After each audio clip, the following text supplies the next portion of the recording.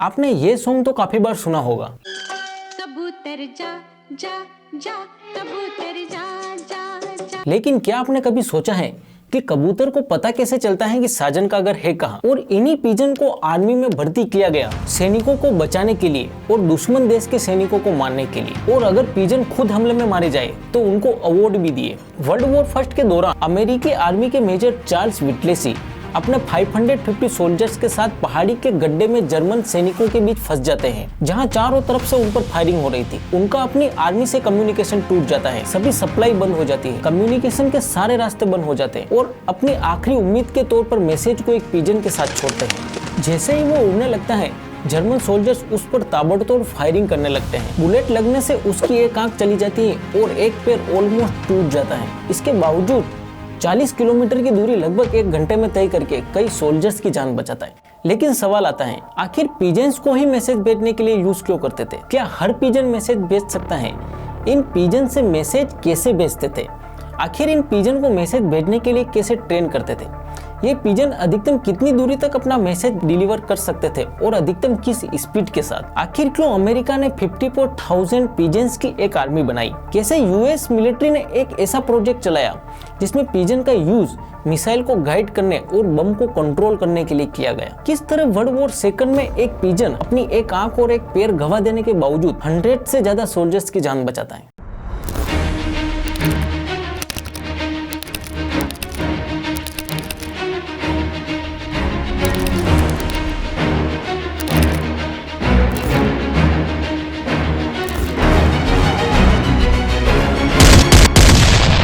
आपने बहुत सारी बार मूवीज, वीडियो और न्यूज में कबूतर को रिलीज करते हुए देखा होगा, जो कि सिंबल होता है लव, पीस और डिवोशन का। लेकिन इसके अलावा इसमें बहुत सारी क्वालिटी हैं।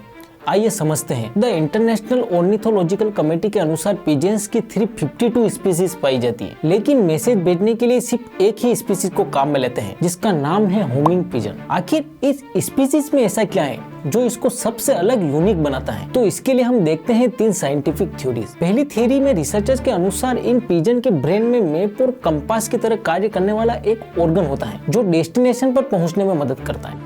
And then pigeons can still get home. This means they must shift to using another compass, and we think that other compass is based on the Earth's magnetic field.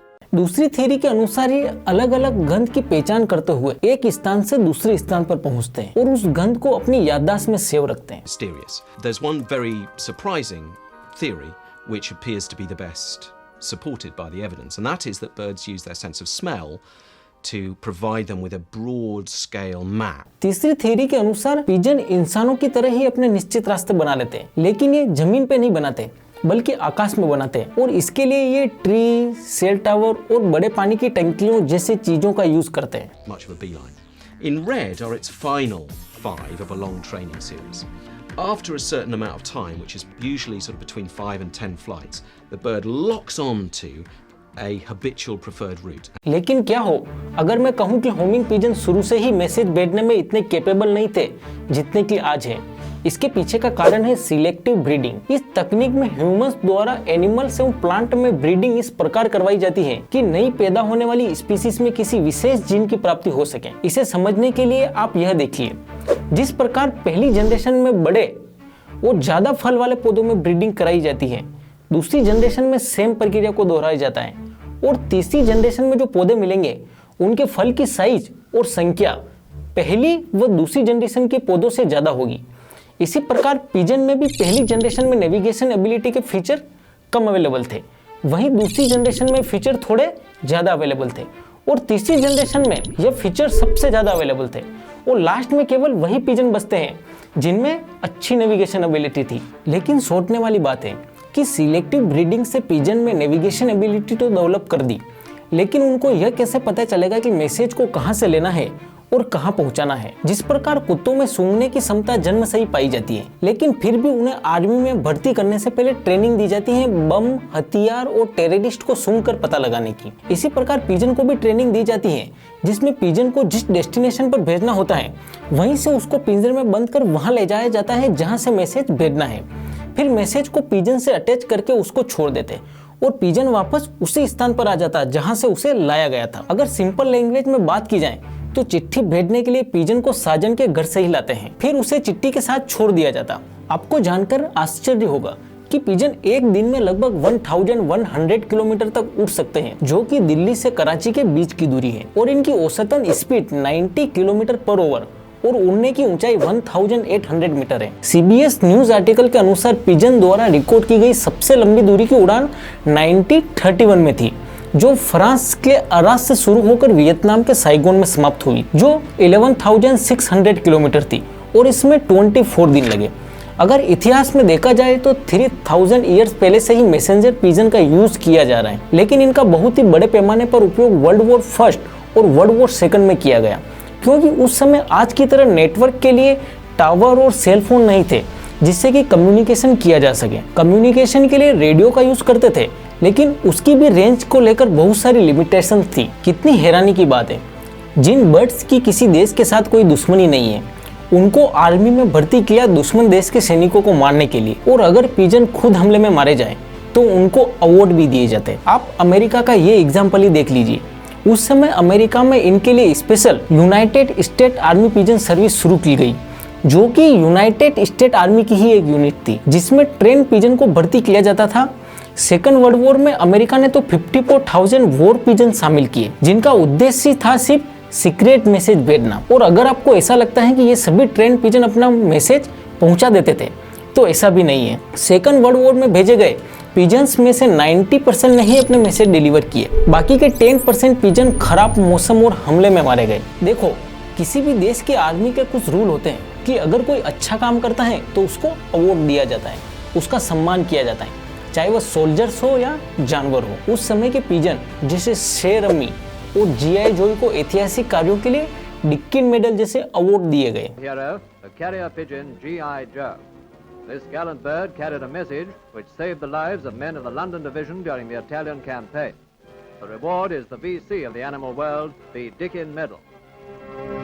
आप मानोगे नहीं, अमेरिका ने इन pigeon का use missile को guide करने और बम को control करने के जैसे कामों में भी किया, जिनकी बात हम वीडियो में आगे करेंगे। इसी तरह एक घटना है वर्ल्ड वॉर फर्स्ट में शेर अम्मी नाम के पिजन की, जहां अक्टूबर 1918 को अमेरिकी आर्मी के मेजर चार्ल्स विटलेसी अपने 550 सोल्जर्स के साथ फ्रांस के ओरगोन जंगल में जर्मन सोल्जर्स को ढूंढते हुए बहुत दूर तक चले जाते हैं।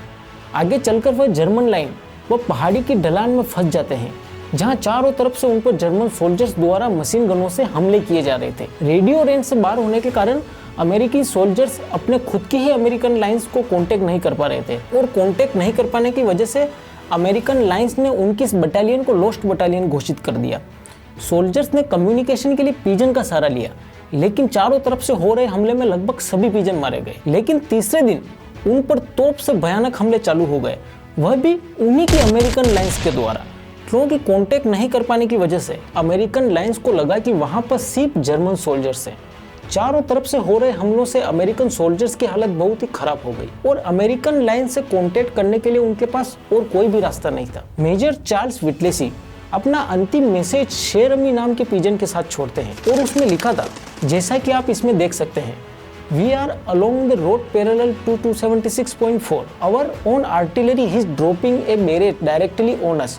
For heaven's sake, stop it. इसका मतलब था कि हमारी अपनी ही तोप हम पर बम गिरा रही है, भगवान के लिए इसे रोक दो। शेर अम्मी मैसेज को लेकर जैसे ही आकाश में उड़ना चालू करता है, तभी जर्मन सोल्जर्स उस पर फायरिंग करने लगते हैं। गोलियों से बचते हुए वह निकलने की कोशिश करता है, लेकिन अनलकीली एक गोली शेर अम्मी की छाती से छूकर निकलती है, जिससे वह जमीन पर गिर जाता है। भयभीत अमेरिकन सोल्जर्स भी इस गिरे हुए शेर अम्मी को अपनी अंतिम आशा के रूप में देखते हैं। शेर अम्मी अभी घायल हो गया था, लेकिन वह मरा नहीं। कुछ समय बाद वह उठकर वापस उड़ान भरता है, किसी तरह बंदूकों की फायरिंग के बीच से निकलकर 25 माइल्स की दूरी लगभग 1 घंटे में तय करता हुआ अमेरिकन लाइंस तक मैसेज को पहुंचाता है। जब वह अमेरिकन बेस तक पहुंचा, तब तक उसका एक पैर ऑलमोस्ट टूट गया था। बुलेट लगने से उसकी एक आंख चली गई थी, वह एक आंख से अंधा हो गया था। मैसेज मिलते ही अमेरिकन लाइंस द्वारा सबसे पहले खुद की ही तोप से हमले रोके गए, फिर जर्मन सोल्जर्स पर हमले किए गए, जिससे सिचुएशन पूरी तरह अमेरिका के कंट्रोल में आ गई। इस साहसिक कार्य के लिए शेर अम्मी को फ्रांस का हाईएस्ट मिलिट्री अवार्ड दिया जाता है। देखो, ये पिजन अपना काम बखूबी करेंगे, चाहे वह अच्छा हो या बुरा हो, वह डिपेंड करता है कि काम उनसे करवा कौन रहा है। अगर कोई डॉक्टर होगा तो वह पेशेंट के ट्रीटमेंट में काम में लेगा। और ऐसा ही एक रियल एग्जांपल है जर्मनी के मेडिसिन सेलर जूलियस न्यूब्रोनर का, जो अर्जेंट मेडिसिन रिसीव करने और भेजने के लिए पिजन का यूज करते थे। अगर कोई क्रिमिनल होगा तो वह इन्हें ड्रग्स और नशीली चीजों की तस्करी के काम में लेगा। और ऐसा ही हुआ था 2009 से 2015 के बीच ब्राजील के साउथ पोल स्टेट की जेलों में, जहां कबूतरों द्वारा cell phone, sim card, USB card और ड्रग्स जैसी इलीगल वस्तुएं ले जाने की सूचना मिली थी। इसी तरह के इंसिडेंट इंडिया में भी बहुत बार देखे गए हैं। 2016 में पठानकोट की बॉर्डर के पास पाकिस्तान से आया हुआ मैसेज के साथ एक पिजन मिला, जिसे BSF ने पकड़ा था। भारत पाकिस्तान सीमा पर पाकिस्तान की मोहर लगाए कबूतर मिला है। सुरक्षा एजेंसियों को कबूतर के जरिए भारत की जासूसी करने का शक है। US मिलिट्री ने तो इन सब से एक कदम आगे बढ़कर वर्ल्ड वॉर सेकंड में इन पिजन्स का यूज मिसाइल को गाइड करने और बम को कंट्रोल करने के लिए किया। इसके लिए स्पेशल प्रोजेक्ट पिजन चलाया। इसमें जैसा कि आप देख पा रहे हैं, मिसाइल के नोज के अंदर 3 अलग अलग कंपार्टमेंट में 3 अलग अलग कबूतर बिठा दिए जाते हैं। उनकी चोंच पर एक स्पेशल डिवाइस लगाया जाता और उनके सामने स्क्रीन पर टारगेट की इमेज बनती थी। जब टारगेट अपनी लोकेशन से मूव होता, उसी टाइम स्क्रीन पर सेंटर शिफ्ट होने लगा। लेकिन पिजन स्क्रीन पर चोंच मारकर उसको सेंटर में लाने का प्रयास करते। इसके बाद उनके सामने तुरंत खाने के दाने आ जाते और हर बार यही प्रक्रिया दोहराई जाती। एक साथ 3 कबूतर इसलिए रखे जाते थे कि अगर एक कबूतर से गलती हो भी जाए, लेकिन तीनों से एक साथ गलती होने के चांसेस बहुत कम थे। इससे मिसाइल का फोकस हमेशा टारगेट पर रहता था। इस आइडिया के पीछे असली दिमाग था साइकोलॉजिस्ट और बिहेवियरिस्ट B.F. स्किनर का। B.F. Skinner was one of the great minds in psychology. Skinner was probably the greatest psychologist of the 20th century. जो बेस्ट होता है ऑपरेंट कंडीशनिंग पर, जिसमें आपका बिहेवियर ही आपके लिए रिवॉर्ड और पनिशमेंट डिसाइड करता है। अगर पिजन चोंच मारकर स्क्रीन को सेंटर में नहीं लेंगे तो उन्हें खाने के दाने नहीं मिलेंगे, जो एक टाइप से उनके लिए पनिशमेंट होगी। वहीं दूसरी ओर अगर वह चोंच मारकर स्क्रीन को सेंटर में लाएं तो उनको तुरंत खाने के दाने मिलेंगे, जो उनके लिए रिवॉर्ड होगा। प्रोजेक्ट पिजन पूरी तरह इसी थ्योरी पर बेस्ड था। आगे चलकर इलेक्ट्रॉनिक सिस्टम में इनोवेशन के कारण इस प्रोजेक्ट को कैंसिल कर दिया गया।